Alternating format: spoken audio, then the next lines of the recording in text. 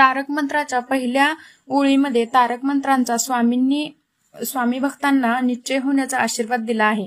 भक्तांना असा विश्वास दिला जातो की श्री स्वामी समर्थांची शक्ती नेहमी त्यांच्या पाठीशी असते. श्री स्वामी समर्थांच्या अवर्णनीय शक्ती आणि त्यांच्या स्मरणाच्या भक्तांवर होणाऱ्या कृपेचा उल्लेख केला जातो. भक्तांना विश्वास दिला जातो की श्री स्वामी समर्थ सर्व अशक्य ही गोष्ट शक्य करू शकतात. ज्यांना स्वामींवर विश्वास आहे तेच फक्त लिहितील श्री स्वामी समर्थ. श्री स्वामी समर्थ. स्वामी भक्त हो, तारक मंत्राच्या दुसऱ्या ओळीचा अर्थ माहित आहे का तुम्हाला? चला तर मग जाणून घेऊया. पण त्याआधी आम्हाला लाईक आणि शेअर करा आणि कमेंटमध्ये श्री स्वामी समर्थ लिहा.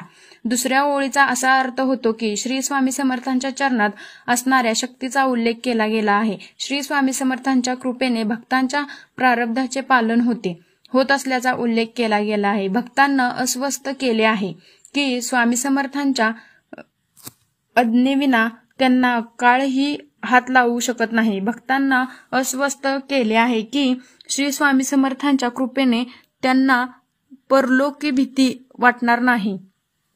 ज्यांना स्वामींवर विश्वास आहे तेच फक्त लिहितील श्री स्वामी समर्थ.